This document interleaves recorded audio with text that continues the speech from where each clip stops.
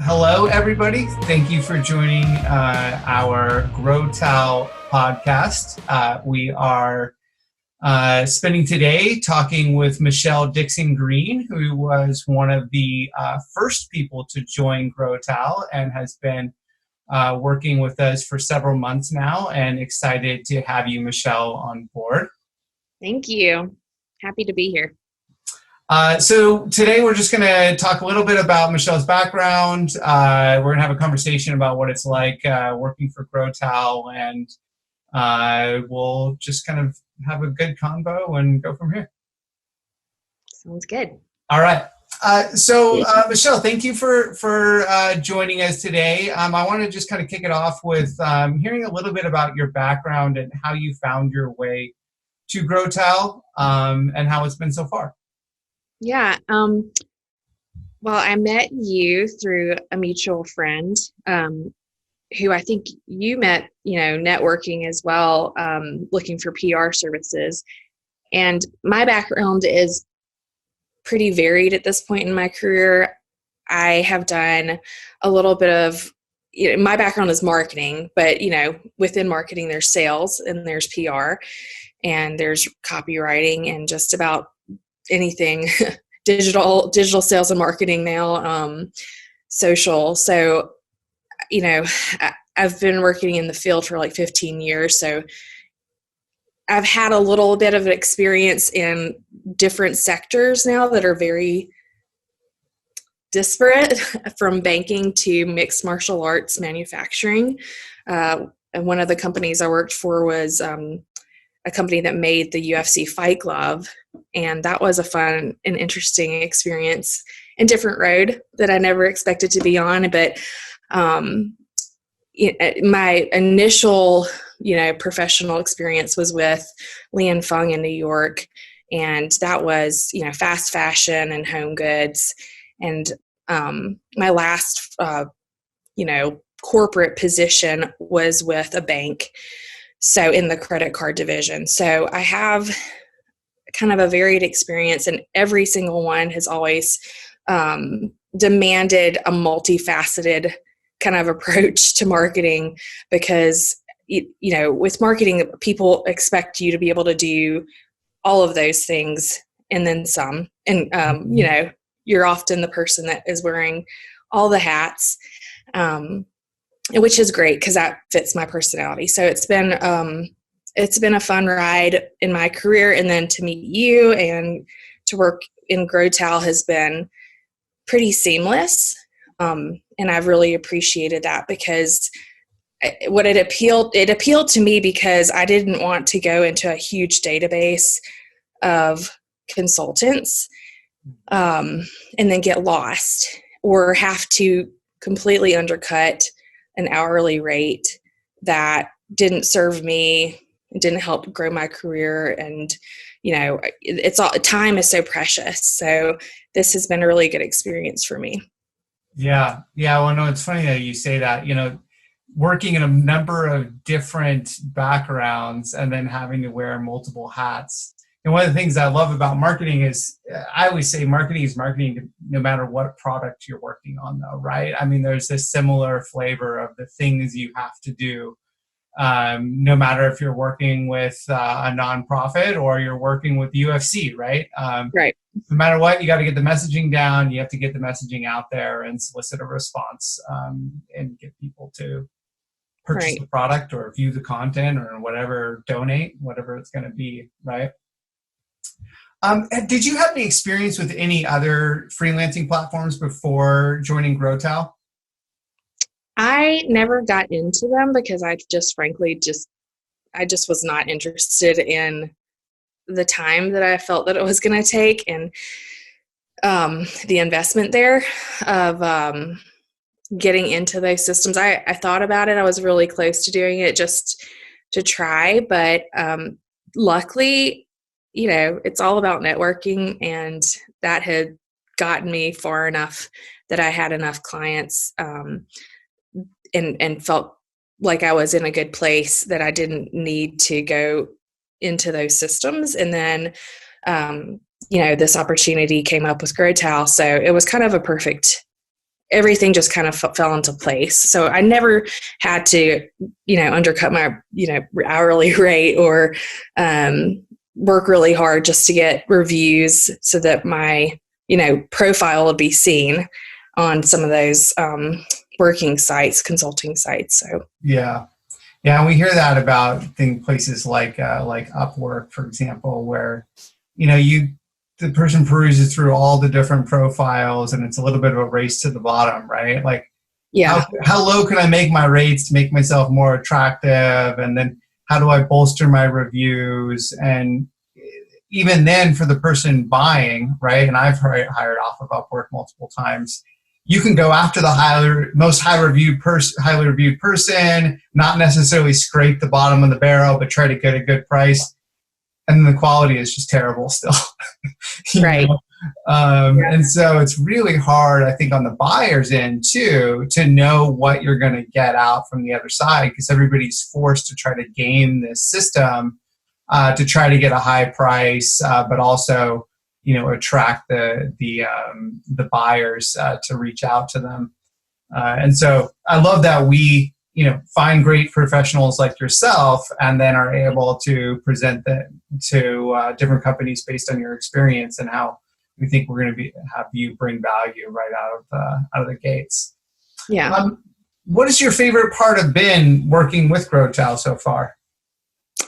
It's been pretty seamless. The intake and just talking to the client was very easy. To introduce myself, getting onboarded was really easy, and then making my own hours is so valuable to me. So I think that was probably the biggest selling point, is the hours, and then just how easy it's been. It's nice to work with nice people. So yeah, certainly. And what can you tell me about how it's felt like in terms of differences? Like, one of the things that we like to think we bring to the table is helping with invoices and following up on payments and all those kinds of things. Have you felt a difference working through GrowTal versus doing it independently? Yeah, I mean, that has been, again, very seamless part of the whole setup. With Gusto, it was very easy. And then just going in and putting in your time card is, you just do it as you can. And the payment I have had no issues. It's just been so easy. So I really appreciate that, because it's just, nothing has been anything I've had to put any effort into, which is great, because nobody has time to have to struggle or argue with a client. I mean, that can happen, having the back and forth with a client about hours or payments. And with this system, it's just, it is what it is, and you're putting in your hours, and it just all it flows pretty easily. And I know this client had some that I'm working with now had some particulars for payments, because they're a nonprofit, and even though they did, and it wasn't like a standard process on their end, everything has been seamless on mine. So that's been really great for GrowTal to be able to, kind of handle for me, and I don't have to worry about any of that. So yeah. Great. Well, I'm happy to hear that. Yeah. What about the gig that you're working on now? Can you give us a little bit more understanding of the types of work that you're doing for your client? Yeah, this one is pretty specific. Like, I think sometimes you can have a client that has varying needs through the contract, and this one has been very specific to content strategy on social. And his biggest ask was that I be able to not only do that, but then put an analytics together afterwards, because this organization is a land trust, and marketing on a broader scale and going down, into social and proving ROI is kind of where they are right now in their growth journey for sales and marketing. So the CMO is new, who I'm working with, and he was previously contract as well. And so it's just like in that proving stage. So it's been really fun to work with him, and he's a great person. And then the organization itself is something that I believe in. So that makes it easier for me to do my job when I respect the person and the organization that I work for. So content marketing has been something I've done, but being able to concentrate on it and doing social and then the analytics has been fun for me. So I've really enjoyed that. I get to concentrate in one area instead of with previous jobs, you're just kind of thrown everywhere. So that's what I'm doing. That's great. Can you give any specifics to the type of analytics and how you're looking at how to measure, I guess, the impact of the social strategy on, I guess, in this case, since they're a nonprofit, is it on donations? Yeah, it's donations. They recently, the wildfires impacted them greatly for Big Basin Redwood State Park. This is Semper Environs Fund. So, you just never know what's going to happen. And that's part of with social. They had a hashtag Big Basin Memories, and it ended up getting covered by the New York Times. And I mean, their growth was just like almost tripled in some case on social. And that led to, and just the coverage in the Times as well.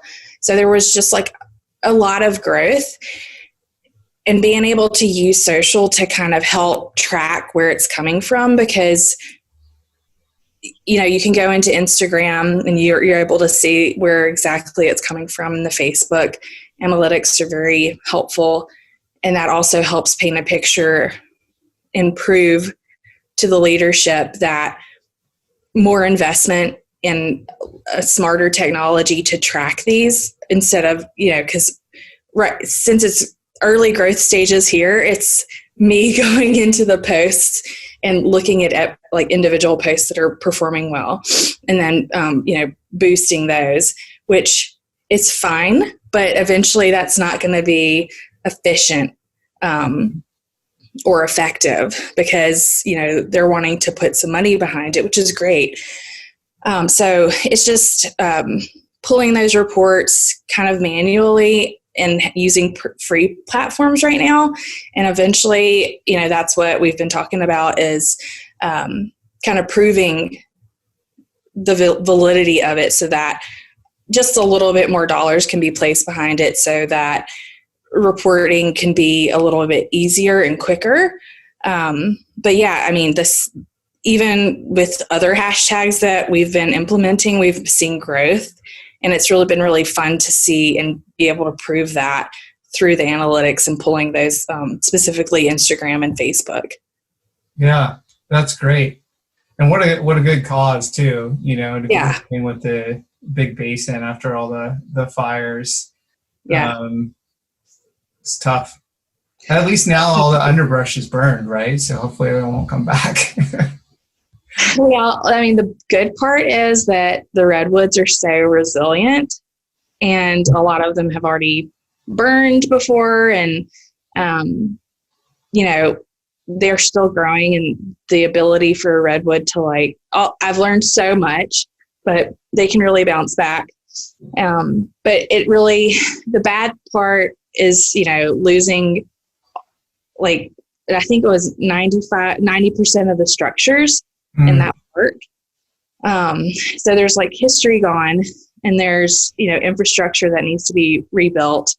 But at the same time, there's now a bigger light shined on what this organization does. And, they're supporting national parks, which benefits everybody, and is, a very low cost, right, especially right now, getting outdoors has really been a lifesaver for me and a lot of other people. So having spaces that are protected, has been really a cool organization to be able to work for, and have that light shine, shown on it, and being able to be part of the process of getting more people exposed to understanding what's happening. And because, you go to a national park and it's like, oh yeah, this is just a national park and it's for everybody. But how did that get put into place? And more places are getting set aside and more land. So they just buy land for conservation purposes, to save. So great. For all of us. So that's great. Yeah, that's what we need. Protect that environment. Yeah. Let's see. Another question, just a quick one on freelancing. Do you have any advice for new freelancers? You've been doing freelancing for a while, right? Yeah. Do you have any advice for freelancers and how people might approach it, given if they're trying to switch to full-time freelancing from the corporate world? Yeah, I think wrapping your head around it is part of the difficulty going from, because this is my first foray in this past year into consulting and freelancing. And I think building a community of other people that have done the same thing is important, so that you can kind of get advice where your rate should be, kind of cadence of work and what's normal. And then being able to set hours, because that is one thing that I personally had to kind of better understand, especially being at home in this quarantine and COVID, just understanding when to turn it off.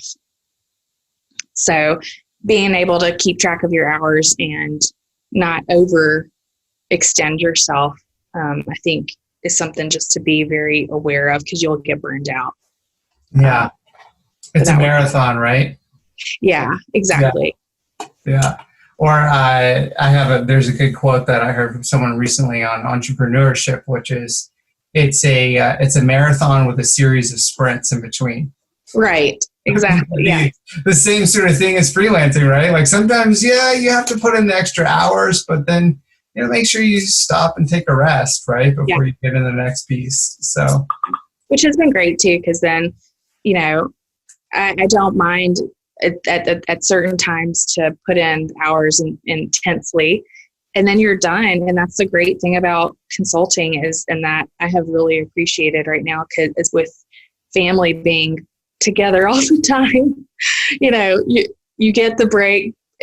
But you also have the, with working, like, okay, I'm setting my hours, but then you can kind of set aside whatever time you need, a block of time that if you want to spend that with your family, versus, being in the office where you're, the cultural standard for Americans is just work, work, work. And you might be looked upon badly if you're leaving the office early to go spend time with family, or your, doctor's appointment or whatever. I know that has been the case in some of my other corporate jobs, and you don't want to look bad. So, being able to set your own hours is so valuable. Yeah. Yeah, that's one thing I love about being an entrepreneur too, I guess, is that same thing, type of thing. You set your own hours, and whenever you're a freelancer, it's like you're your own little entity, right? Yeah. And it's a good gig. Well, I think that's about time for us. I really appreciate you jumping on today, and thank you for being a part of the community and for all the work you're doing. Yeah, thank you guys. It's been great.